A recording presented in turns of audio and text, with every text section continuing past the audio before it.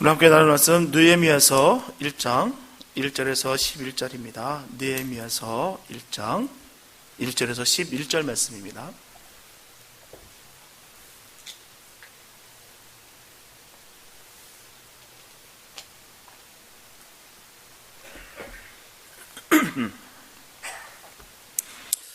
느헤미야서 1장 1절에서 11절 말씀, 주님의 귀한 말씀 봉독해 올려드립니다.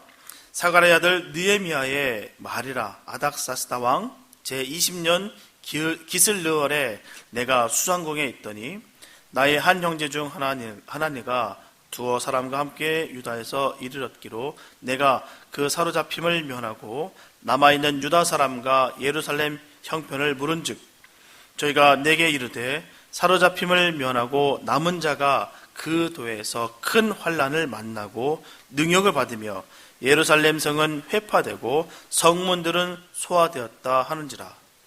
내가 이 말을 듣고 앉아서 울고 수일 동안 슬퍼하며 하늘의 하나님 앞에 금식하며 기도하여 가로되 하늘의 하나님 여호와여, 크고 두려우신 하나님이여, 주를 사랑하고 주의 계명을 지키는 자에게 언약을 지키시며 긍휼을 베푸시는 주여 간구하나이다.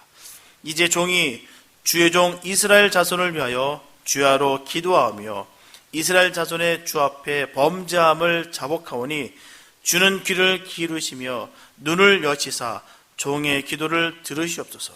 나와 나의 아비 집이 범죄하여 주를 향하여 심히 악을 행하여 주의 종 모세에게 주께서 명하신 계명과 율례와 규례를 지키지 아니하였나이다.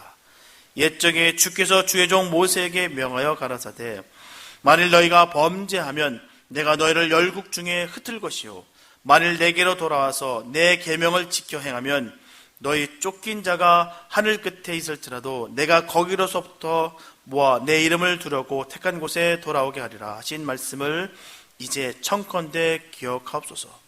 이들은 주께서 일찍 큰 권능과 강한 손으로 구속하신 주의 종이요 주의 백성이니이다. 주여 구하오니 귀를 기울이사 종의 기도와 주의 이름을 경외하기를 기뻐하는 종들의 기도를 들으시고 오늘날 종으로 형통하여 이 사람 앞에서 은혜를 입게 하옵소서 하였나니 그때 내가 왕의 술관원이 되었었느니라. 아멘. 하나님을 거역한 이스라엘 백성들은 하나님의 징계로 말미암아 BC 586년에 바벨론 왕 느부갓네살 왕으로부터 나라를 잃게 됩니다. 예루살렘 성은 완전히 초토화됐고요. 또한 모든 성전의 기구들은 다 빼앗겼습니다. 완전히 나라가 초토화가 됐다는 것이죠. 그리고 왕과 방백들 수많은 백성들이 바벨론 포로로 다 잡혀가게 됩니다. 그러다가 하나님의 은혜로 이스라엘 백성들은 고국으로 귀환하게 되는데요. BC 538년경에 1차 포로 귀환이 있었고요. BC 457년경에 2차 포로 귀환이 이루어집니다. 그리고 BC 444년경에 느헤미야의 지도 아래서 3차 포로 귀환이 이루어집니다. 하지만 당시 가슴 아픈 현실은 이스라엘 성벽이 완전히 무너진 채로 100여 년 동안이나 방치되어 있었다는 것이죠. 그래서 이스라엘 백성들은 이방들의 그 침입에 완전히 노출되어 있었어요. 지금 이런 상황은 바로 자살행위나 마찬가지라는 것입니다. 아무것도 방비되어 있지 않은 그 상태, 무방비 상태인 것이죠. 이런 아픈 역사의 상황 속에서 느헤미야는 바로 50일이란 정말 단시간 내에 예루살렘 성벽을 재건합니다. 100여 년 동안 이루지 못한 것을 52일 만에 이루었다는 사실이에요. 그리고 느헤미야를 통한 하나님의 역사를 기록하고 있는 것이 바로 이 느헤미야서예요. 오늘 본문에 보게 되면 하나님에게 예루살렘에서 고난과 고통 속에 너무나도 어려운 형편 가운데 있는 같은 형제들의 소식을 전해들은 느헤미야는 민족을 위해서 기도하는 장면을 오늘 볼 수가 있다는 것입니다. 여호와께 이스라엘 자손의 범죄를 자복하고 하나님의 그 긍휼하심을 구하는 모습을 통해서 저와 여러분들도 동일한 도전의 시간이 되었으면 참 좋겠습니다. 첫째, 기도의 사람은 공감 능력이 있어야 됩니다. 본문 3절과 4절 말씀 보면 저희가 내게 이르되 사로잡힘을 면하고 남은 자가 그 도에서 큰 환난을 만나고 능욕을 받으며 예루살렘 성은 회파되고 성문들은 소화되었다 하는지라. 내가 이 말을 듣고 앉아서 울고 수일 동안 슬퍼하며 하늘의 하나님 앞에 금식하며 기도하였다라고 전하고 있어요. 예루살렘은 이방에 흩어져 살고 있는 모든 유다 백성들에게 영원한 고향입니다. 신앙의 메카예요.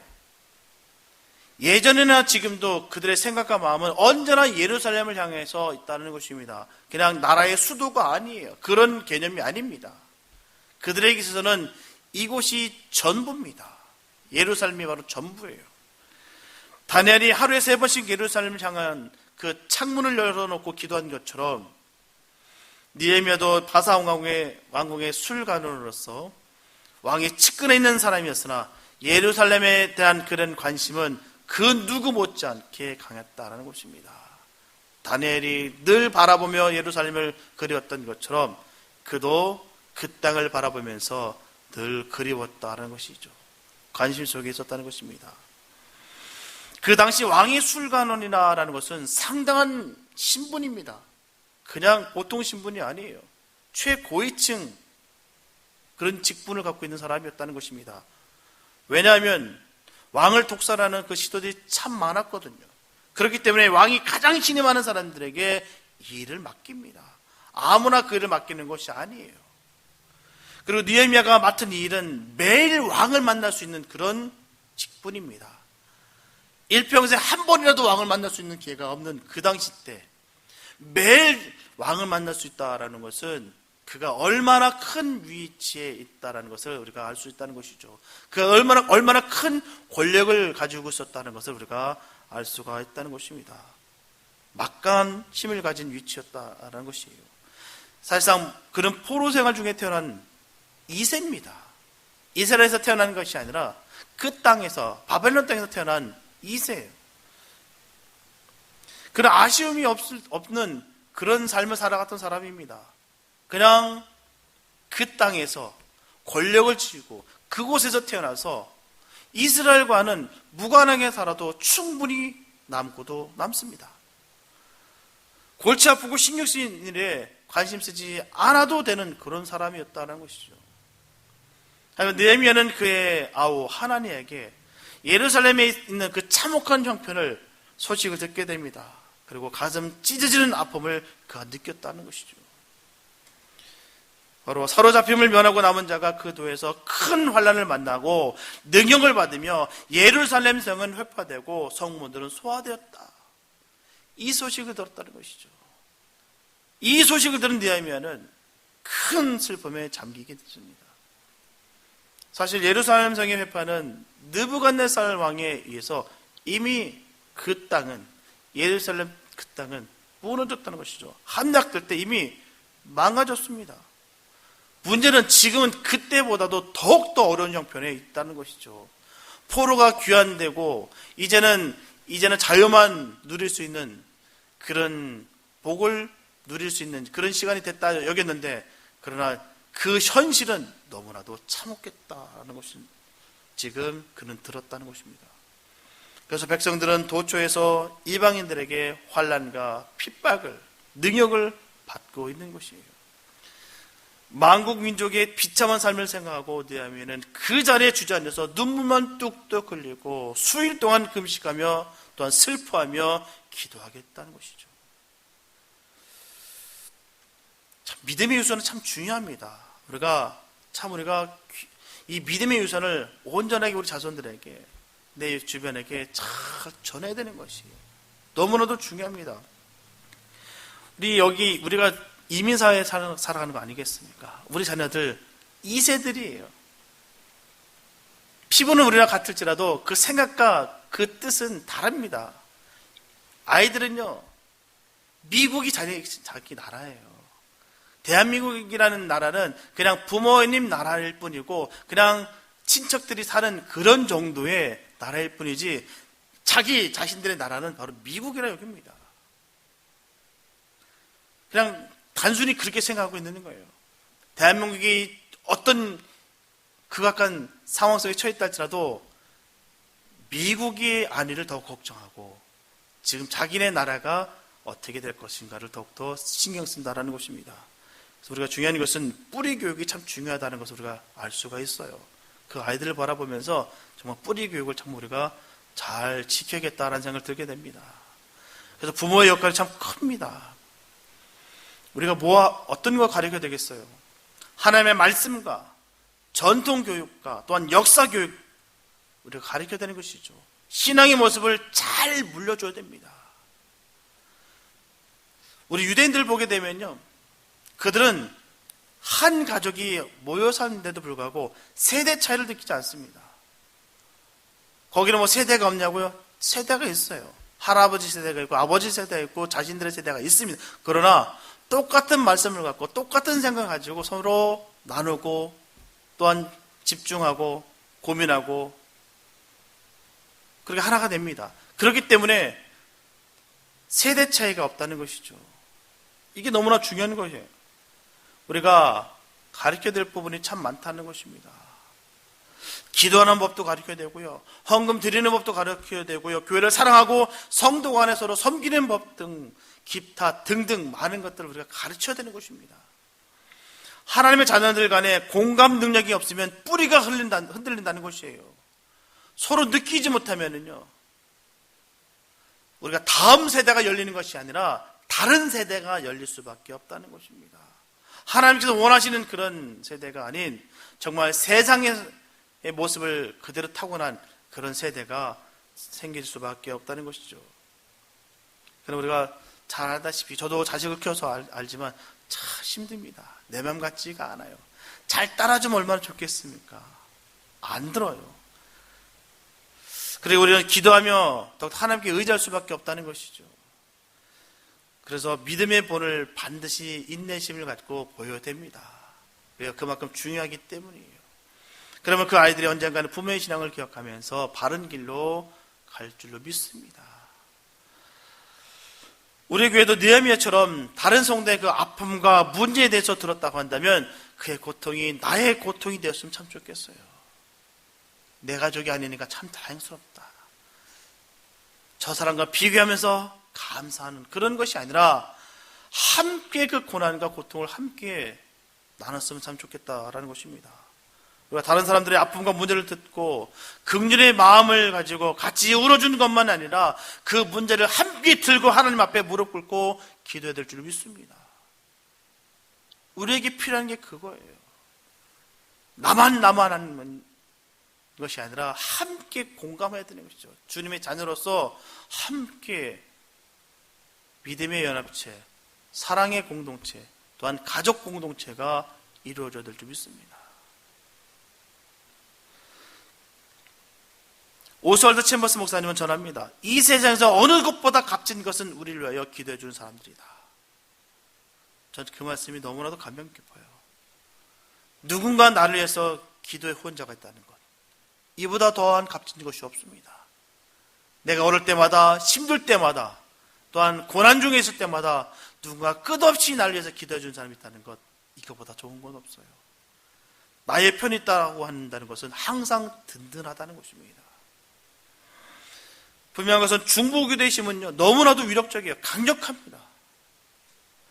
그렇다면 우리는 진실한 마음으로 남들의 그 필요와 아픔과 문제에 관심을 가지고 계십니까? 어떻게 생각하세요? 어떻게 신앙생활 하십니까? 다른 사람들은 지금 어떻게 살아가는지 조금도 나한테 바도가 되지 않고 그냥 별로 신경 쓰지 않고 그렇게 살아가십니까? 주변에 가슴 아픈 사람들과 그들의 문제를 위해서 한 번이라도 정말 기도하고 계십니까? 아니면 하나님의 나라와 몸된 교회의 문제를 위해서 기도하고 계십니까? 우리가 한번 자신을 한번 질문해 봤으면 좋겠어요. 나는 과연 어떤 믿음 생활을 하고 있는지. 내 생활에 나는 하나님과의 관계 속에서는 완벽하면 됐어. 다른 사람들이야 어쨌든 말든 나는 아무 상관없어. 이렇게 신앙생활하고 계십니까? 아니면 정말 그 삶의 모습이 너무 저리고 아프고 신경 쓰이십니까? 저분들은 느헤미야와 같이 진실된 마음으로 이웃을 위하여 눈물을 흘려 기도하는 우리 모두가 되기를 소원합니다. 느헤미야는 그 참혹한 그 소식을 듣고 나와는 아무런 상관도 없는 그것을 바라보면서 수일 동안 눈물만 뚝뚝 흘리며 금식하며 가슴을 찢고 그 자리에 주저앉았다라고 합니다. 이게 바로 성숙된 하나님의 자녀들의 모습입니다. 근데 우리가 가장 중요하게 생각할 것은 바로 느헤미야는 세상심에 의지하기 전에 하나님 먼저 호소했다라는 것입니다. 그가 힘이 없어서가 아니에요. 그가 능력이 없어서가 아닙니다. 주님의 뜻을 이루기 위해서 그가 기도했다라는 것입니다. 보통 사람이라고 한다면 보이지 않는 하나님을 의지하기보다는 눈에 보이는 확실한 증거를 바라보면서 의지한다는 것이죠. 그러나 그는 하나님을 의지하는 사람이었다라는 것입니다. 보면 5절을 말씀 보게 되면 가로되 하늘의 하나님 여호와 크고 두려우신 하나님이여 주를 사랑하고 주의 계명을 지키는 자에게 언약을 지키시며 긍휼을 베푸시는 주여 간구하나이다. 이렇게 느헤미야 기도를 살펴보면 그는 먼저 하나님의 그 놀랍고 위대하심을 찬양하는 기도를 드립니다. 느헤미야는 그의 기도에서 예루살렘에 있는 자기 민족의 여러 가지 문제, 어려운 문제에 초점을 맞췄던 것이 아니라 하나님께 기도하는 것이다 라고 하는 것이에요. 그는 그 문제를 바라봤던 것이 아니라 바로 전지전능하신 그 하나님께 모든 것을 초점을 맞추고 기도했다는 것입니다. 그런 얘기가 있답니다.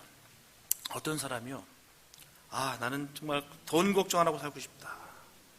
정말 돈 걱정 안 하고 살고 싶다. 그러니까 옆에 있는 친구가 뭐라고 하시는지 아십니까? 돈은 잘 있으니까 걱정 말고 너나 걱정하고 살아. 돈은 잘 있으니까. 그는 언약을 지키며 사랑과 긍휼을 베푸시는 그 하나님의 위대하심을 찬양했어요. 걱정, 근심 속에 놓였던 것이 아니라 바로 하나님을 찬양했다라는 사실입니다. 저 여러분들이 온전하게 하나님께 초점을 맞추면 우리 앞에 있는 모든 문제들 하나하나가 거룩하신 하나님의 그 이름 앞에 아무것도 아닌 것이 됩니다. 믿으십니까? 그 주님의 이름을 믿으시고 나아가시기 바랍니다. 그것이 은혜예요. 주님 안에서 모든 문제가 문제로 보이지 않는 것, 그게 바로 하나님의 은혜일 줄 믿습니다. 많은 분들이 문제에 급급해서 문제만 초점 맞춰서 어찌할꼬만 부르짖지 그 해결 방법도 모르고 그냥 그럭저럭 살아가면서 쓰러지고 넘어지고 세상과 섞여 살아간 사람들이 얼마나 많은지 모릅니다. 우리가 주님의 이름 안에서 모든 것이 문제가 되지 않는 역사가 우리에게 있게 되시기 바랍니다. 그래서 우리가 기도할 때 우리의 기도를 들으시는 그 하나님이 누구신가를 우리가 정확하게 아는 것이 너무나도 중요하다는 것입니다. 하나님의 위대하심과 영광과 그리고 약속을 지키시는 그 하나님의 신실하신 하나님에 대한 그 믿음을 가지고 기도할 때 절망적이라고 생각되어지는 모든 문제들이 해결받게 되는 것입니다. 저 여러분들 어떻게 하나님 생각하십니까? 저와 여러분들 그 하나님은 어떤 하나님이 되십니까? 관념적인 그냥 저 먼 곳에서 있는 그런 하나님은 계십니까? 아니면 나의 삶에 깊숙이 개입하셔서 함께 하시는 그런 하나님으로 여기십니까? 하나님 지금도 살아계시고요, 역사하시고 우리가 영원히 함께 하십니다. 주님의 이름을 붙잡고 나아가는 모든 자들과 끝까지 하시겠다라고 주님은 약속하셨어요. 지금도 우리의 모든 기도를 들으시고 우리의 문제들을 다 아시면서 주님과 함께 그 모든 문제들을 함께 하시길 원하신다는 것입니다. 그리고 주님 안에서는 모든 문제가 되지 않습니다. 그 주님과 함께 하시길 바랍니다. 저분들은 영적으로 늘 예민하여서 하나님의 마음을 늘 깨닫고 알아서 그분의 일하심을 목도하는 복된 자들이 다 되시길 바랍니다. 느헤미야처럼 능력의 하나님을 바라보고 기도하는 참된 믿음의 기도자들이 다 되시기를 바랍니다. 주님께 기도하는 사람은 반드시 주님께서 책임져 주십니다. 오직 주님께서 주시는 능력과 위로와 승리만을 늘 맛보며 살아가게 되시기를 예수님의 이름으로 축복합니다.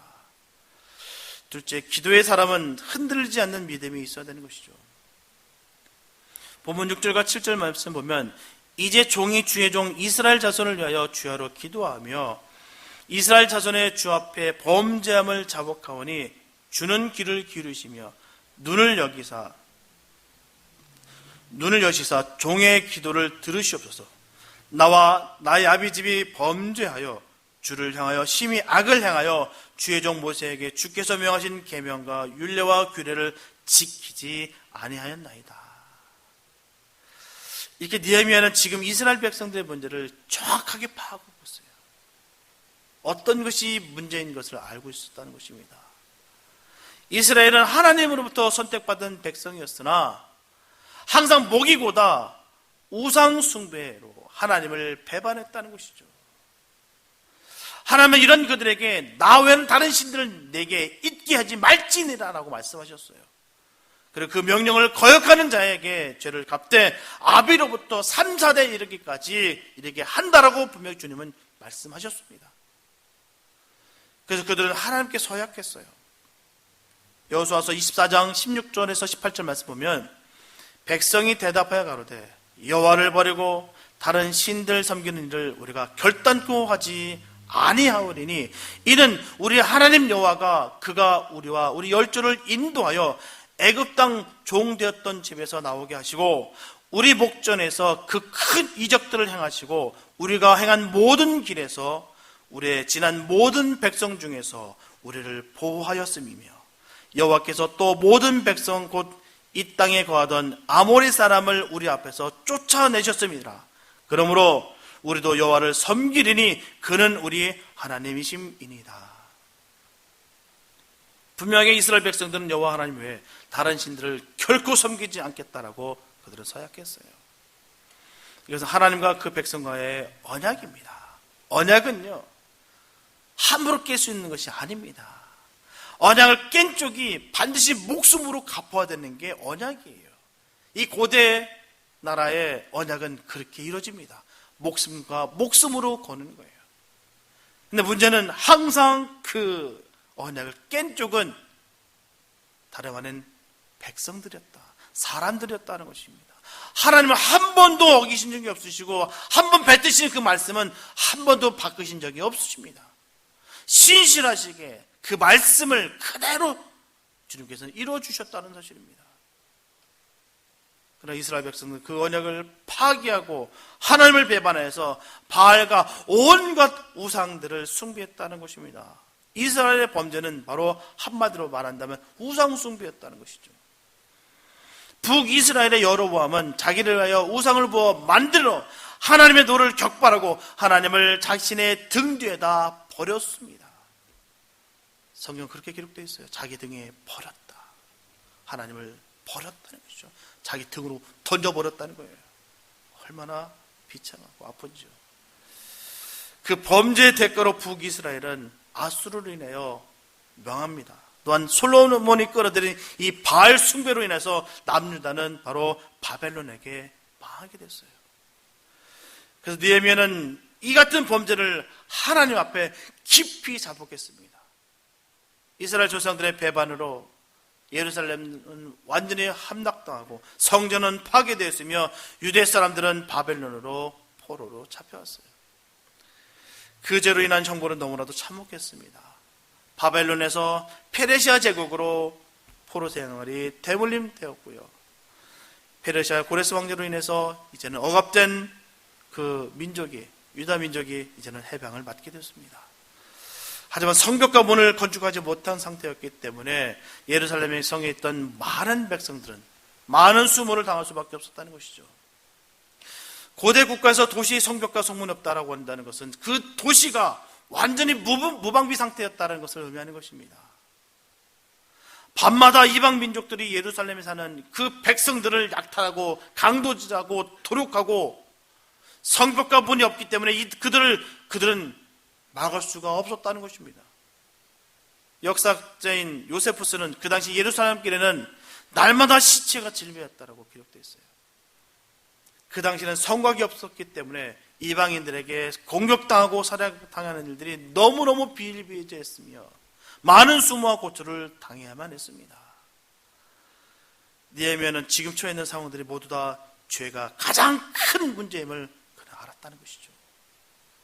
기술력이 없어서가 아니라, 외교력이 없어서 아니라, 사람의 능력이 없어서가 아니라 바로 해결해야 될 것을 해결하지 않았기 때문에 이런 문제가 있었다는 것을 그는 알았다는 것입니다. 그래서 그는 하나님 앞에 회개하고 있는 것이에요. 사실 그는 조상들의 죄로 인해서 이스라엘이 멸망당하고 포로를 끌려왔기 때문에 부모와 조상들을 원망할 수 있는 그런 사람이었어요. 그런 위치였습니다. 하지만 그는 그렇지 않았어요. 이처럼 우리도 느헤미야 같은 삶을 우리가 닮아야 될 줄 믿습니다. 충분히 그는 원망할 수 있는 그런 위치였어요. 그는 그 땅에서 태어났고요. 이스라엘 백성들이 그 죄악 가운데 있었던 그런 삶은, 그런 현장에 있었던 것이 아니었다는 것입니다. 단순히 그 조상들, 그 부모의 세대가 범죄했기 때문에 이런 참혹한 현실이 있었다는 것. 그 현실을 바로 조상들에게 모든 핑계를 다 댈 수도 있었다는 것이에요. 그런데도 불구하고 그는 그들을 원망치 아니하고 하나님 앞에 무릎을 꿇었다는 거예요. 오늘 우리는 나 자신의 죄와 책임을 인정하려고 하지 않을 때가 너무나도 많습니다. 우리의 모든 삶의 모습은 그래요. 내 탓하기보다는 남 탓하기에 급급하다는 것입니다. 모두 다른 사람에게 문제와 불행의 원인을 넘기려고 할 때가 참으로 많아요. 오늘 전 세계적인 재앙으로 여기는 이 코로나19가 세상 사람들의 추악한 죄로 인한 것으로 잘못은 전적으로 그들에게 있다고 생각하고 있다는 것입니다. 그래서 우리는 나 자신의 책임과 잘못은 조금도 인정하지 않을 때가 얼마나 많은지 몰라요. 지금 모든 이 고난과 고통이 우리의 교만과 자만으로 이루어지는 것이 아니라 다 저 사람들의 극악한 죄로 인해서 이루어졌다 얘기입니다. 그러나 느헤미야는 조상들의 죄악에 대해서 책임을 지려고 하고 있다는 것이죠.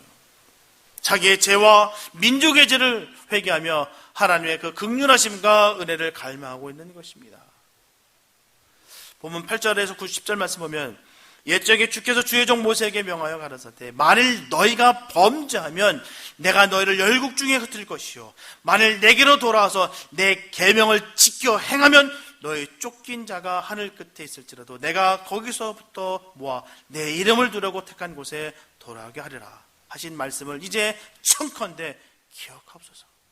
이들은 주께서 일찍 큰 권능과 강한 손으로 구속하신 주의 종이요 주의 백성이니이다.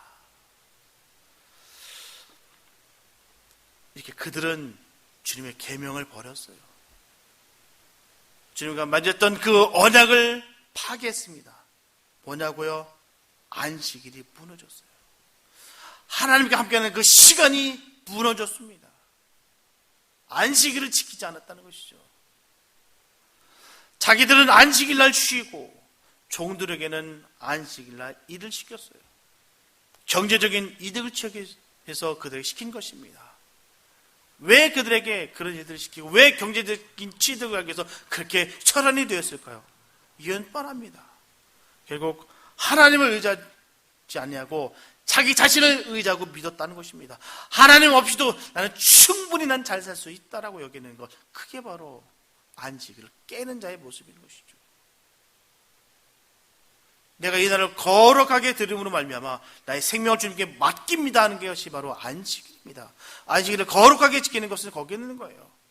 그러니까 그 날에 아무 일도 안 하고 매매도 안 하고 아무것도 안 하는 게 안식일이 아니라 그 시간에 모든 것을 다 주님께 맡깁니다 라고 하는 것이 안식일입니다.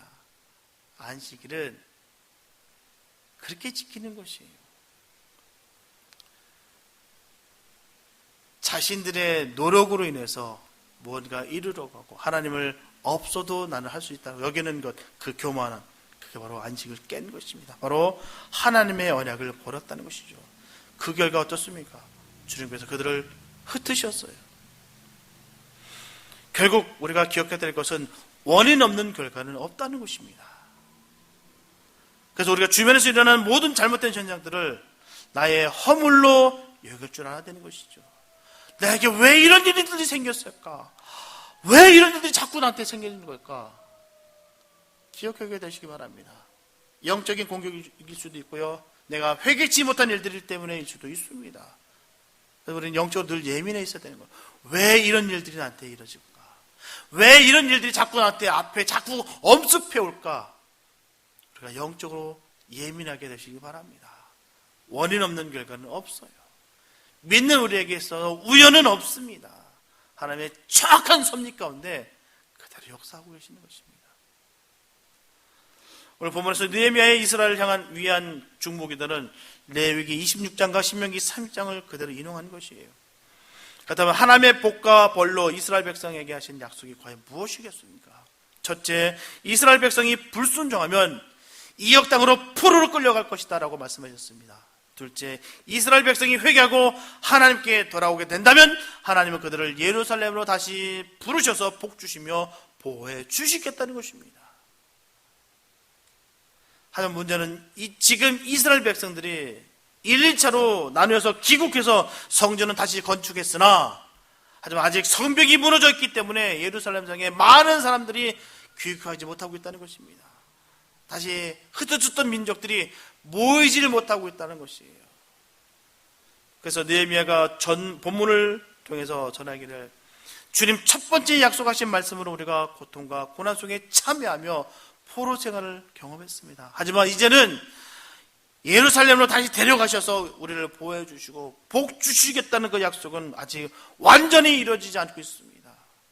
진정으로 바라옵기는 약속하신 그 말씀을 이제 역사하여 주시옵소서 라고 그는 하나님께 간절하게 중보 기도를 드리고 있는 것입니다. 그는 본문 11절에서 하나님께 자기 자신의 죄를 고백하면서 민족을 위해 중보 기도를 하는 가운데 하나님의 소명을 받게 됩니다. 그는 그 기도 가운데 하나님의 뜻이 예루살렘 성곽을 쌓는 일이었다는 것을 그가 깨달았어요. 그래서 그의 고백이, 주여 구하오니 귀를 기울이사 종의 기도와 주의 이름을 경외하기를 기뻐하는 종들의 기도를 들으시고 오늘 종이 형통하여 이 사람들 앞에서 은혜를 입게 하옵소서. 사실 느헤미야는 예루살렘에 가기 위해서 먼저 왕의 허락을 받아야 될 그런 신분입니다. 그런 상황이었어요. 왕이 허락지 않으면 그가 원했던 모든 계획들이 전혀 이루어지지 않은 그런 상황이었다는 것입니다. 왕의 입장에서 볼 때 신임을 하는 사람을 보낸다는 것은 쉬운 것이 아니에요. 그렇게 독살하는 그런 위험 속에 있는 상황 속에서 최측근에서 가장 믿을 만한 신복을 보낼 수 있다는 것은 어려운 일입니다. 굳이 왜 가야 되겠느냐고 말릴 수도 있는 부분이에요. 하지만 그런 상황인데도 불구하고 하나님께서 왕의 마음을 분명히 감동시켜 주셔서 예루살렘에 갈 수 있는 길을 열어주실 거다, 그걸 믿었습니다. 그런 하나님께 그래서 간절하게 기도하는 것입니다. 내가 가겠다라고, 보내달라고 먼저 왕에게 구한 것이 아니라 하나님께 먼저 기도하고 있다는 것입니다. 그는 이 문제를 금식하며 하나님께 기도하고 있다는 것이죠. 우리는 늘 순서가 명확해야 돼요. 우리가 위기 상황이든 우리가 어떤 상황 속에 있든지 가장 먼저 구할 것은 주님입니다. 오직 주님께 기도하고 구하는 것이에요. 내가 뻔히 할 수 있는 일을 같으나 그래서 기도하면서 주님께 간구하는 것입니다. 순서가 명확해야 되는 거예요. 하나님의 일은요, 하나님의 방법으로 이루는 것입니다. 사람의 방법과 계획과 시스템으로 이루는 것이 아니라 하나님의 방법으로 하나님의 일을 이루어가는 것이에요. 그리고 그는 마침내 왕의 허락을 받게 됩니다. 그래서 예루살렘을 돌아가 성곽을 쌓는 일을 시작하게 된다는 것이죠. 이렇게 기도는 기적을 일으킵니다. 하나님 오늘도 우리의 기도를 통하여 하나님의 뜻을 이루어 가십니다. 하나님은 살아계십니다. 하나님은 우리의 기도를 다 듣고 계세요. 우리가 간구하는 모든 것을 알고 계시고요, 우리가 간구하는 것보다 더 귀한 것을 우리에게 예비하시고 우리에게 주시기를 원하신다는 것입니다. 하나님은 살아계세요. 그 살아계신 하나님께 늘 간구하시기 바랍니다. 관념적인 개념적인 그런 하나님이 아니세요. 온 우주에 꽉 차 계시면서 우리의 구할 바를 바로 하시고 주신다는 사실입니다. 분명 그것은 기도해서 받은 결과와 우리가 기도 없이 받은 결과는 다르다는 것을 늘 명심하게 되시기 바랍니다. 기도해서 받은 결과는 바로 하나님께서 허락하신 줄을 알고 깨닫고 우리가 그 받은 것은 절대로 흔들리지 않았습니다. 기도하고 늘 구하시고 그 소원을 이루어 나가시기 바랍니다. 그래서 저 여러분들은 늘 기도하는 사람이 되어서 기도를 할 때마다 복된 응답받는 역사가 있게 되시기 바랍니다. 그런 역사가 늘 충만하게 넘치게 되시길 바랍니다. 사랑하는 성도 여러분, 느헤미야 기도는 하나님의 감동을 지켜 민족을 세우는 그런 복된 기도였어요. 그런 기도, 금식함으로 말미암아 애통함으로 민족을 위해서 기도했어요. 그리고 하나님은 그런 그의 마음을 받으시고 그를 통해 주님의 일들을 이루셨습니다. 오늘 팬데믹으로 인해서 현장 예배가 무너지고요. 오로지 온라인으로 드리는 예배로 인해서 믿음을 버리는 사람들이 점점 늘어나고 있어요. 믿음이 점점 식어지고 있습니다. 뉴노멀이라고 말씀해서 시대가 됐다고 초래됐다고 해서 이제는 예배드리기에 앞서 내 생활에 더욱더 초점을 맞추는 분들이 점점 늘어나고 있다는 사실입니다. 나중에 코로나가 완벽하게 종식되어서 다시 현장 예배를 온전히 드릴 수 있게 되어도 무너진 신앙으로 인해서 모이는 것을 힘들어하는 사람들이 있을 거라는 것이 지금 공식화되어 가고 있어요. 많은 사람들이 그렇게 얘기합니다.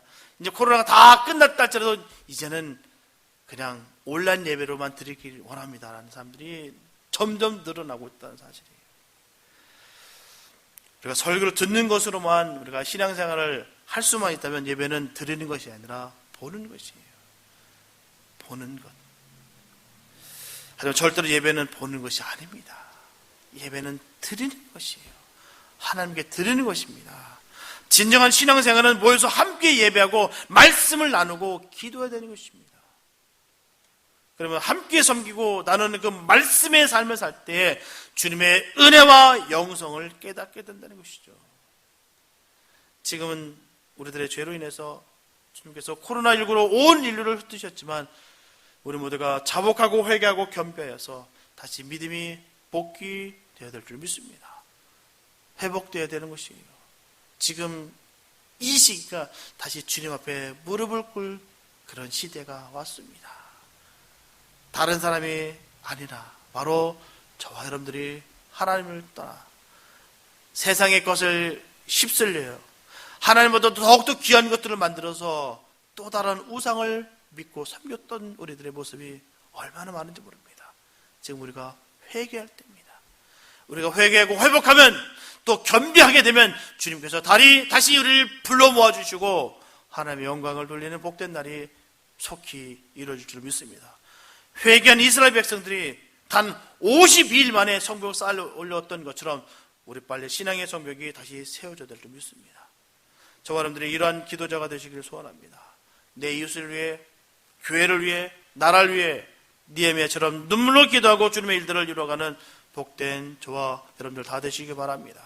그래서 곡동 중에서도 주신 늘 평상시의 그 삶을 통해서 늘 감사함이 나오며 또한 주님의 일들을 이루어가는 가운데 늘 주님 주시는 큰 복을 받게 되시기를 예수님의 이름으로 축원합니다. 기도합니다. 사랑하는 주님 감사합니다. 아버지, 우리가 회복되기 원합니다. 다시 겸비기 원합니다. 아버지, 세상의 죄를 바라보면서 저 모든 죄가 저들의 악하기 때문에 저들로 인해서 이루어졌다고 여기지 말게 해주시고 우리의 교만함과 우리의 목이 굳은 그런 어리석음으로 말미암아 이루어졌다는 것을 늘 기억하며 우리가 자복하기 원합니다. 우리가 회개하여 아버지 모든 문제들이 해결되는 역사가 이루어지게 하여 주시옵소서. 너무나 많은 영혼들이 지금 주님을 만나지 못하고 어둠 가운데 멸망 가운데 죽어가는 영혼들이 너무나도 많습니다. 아버지 빨리 코로나가 종식되어 주시고 다시 모여 하나님 영광 돌리는 수 있는 그런 날들이 속히 오게 되시길 바랍니다. 하나님 그런 날들 빨리 속히 이루어 주시옵소서. 52일간의 그 성벽이 쌓아졌던 것처럼 100년 동안 그렇게 노력했는데도 불구하고 이루어지지 못했던 그 일들이 주님 헌신자의 그 회복으로 말미암아 하나님의 능력으로 인하여 50일 만에 세워졌던 것처럼 우리가 이때 다시 신앙이 회복되며 주님의 귀한 믿음이 다시 그 성벽이 세워지는 역사가 이루어지게 하여 주시옵소서. 주님께서 우리를 사용하여 주시고 인도하여 주심을 믿습니다. 주님 앞에 모든 것을 다 내려놓으니 주님 우리를 사용하여 주시옵소서. 주께서 이끄실 줄 믿사하며 우리를 원하신 예수님의 이름으로 기도했습니다.